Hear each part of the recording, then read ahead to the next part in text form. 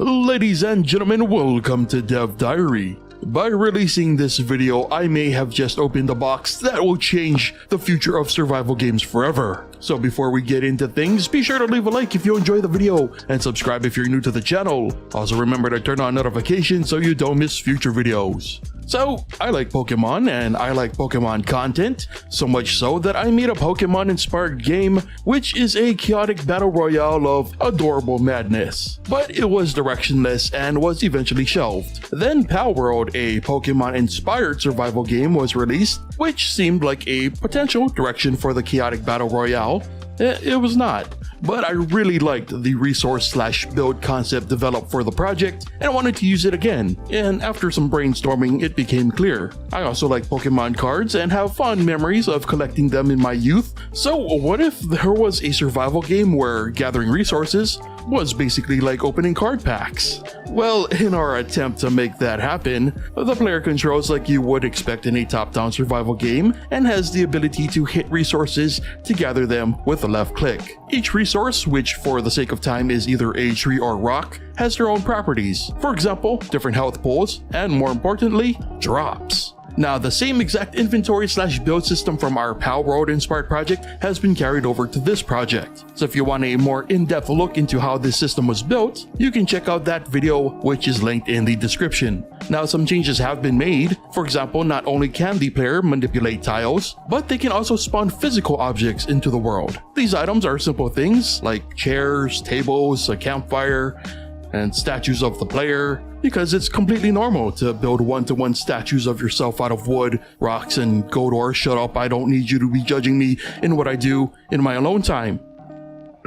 Thanks to the way that this was built last time, the menu automatically adjusts and expands to include our new build entries, which are simply just new entries in the global reference. The build system also behaves just as it did in the previous project, so let's move on to some of the new about this project. Namely, the fact that the player is not surrounded by trees and rocks. Instead, they are surrounded by card packs, which display trees and rocks. The player mines these packs of goodies like they normally would in your average everyday survival game. Again, for the sake of simplicity and scope, this is done with their fists. And once the target resource has been beaten down, we trigger a bunch of the new code. A new struct is created that is responsible for displaying the literal card drops earned from the resource. This includes the fancy sequence of the cards sliding/flipping into view and everything after. And cards are determined based on two things. First, the type of resource, so, we don't have trees giving rock drops and vice versa. Second, drops are based on weighted chance for each specific resource. And for the sake of testing, these aren't too extreme, but the player will get more wood and stone than, say, leaves and gold.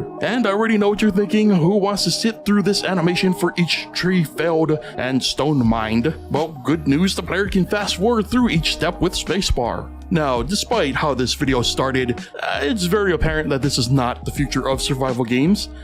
At least I hope not. Though a cynical portion of my brain, especially after my mobile game excursions, would really suggest otherwise. But despite the cynical nature of the concept, it's still a pretty hilarious hypothetical of what could be. And I'd be lying if I said I wasn't at least a little curious about how this would turn out on a larger scale. Not enough to do it on my own, mind you, so, if this idea interests you, please make it your own. So while on that note, would you play a game where purchasing boosters would give you more wood per tree or just a higher chance of a rarer ingredient? And for any developers out there, have you ever weighed the options of chance and monetization in any of your projects? I would love to get more perspective on this, so leave any and all thoughts in the comments. And hey, if you enjoy what I do here, supporting me on Patreon will help me keep doing it and also get you access to some fun exclusives, such as exclusive content and downloads, and even early access to the Dev Diary videos before they're released on YouTube. But with that said, brings us to the end of today's Dev Diary, so thank you so much for watching, and I will see you next time.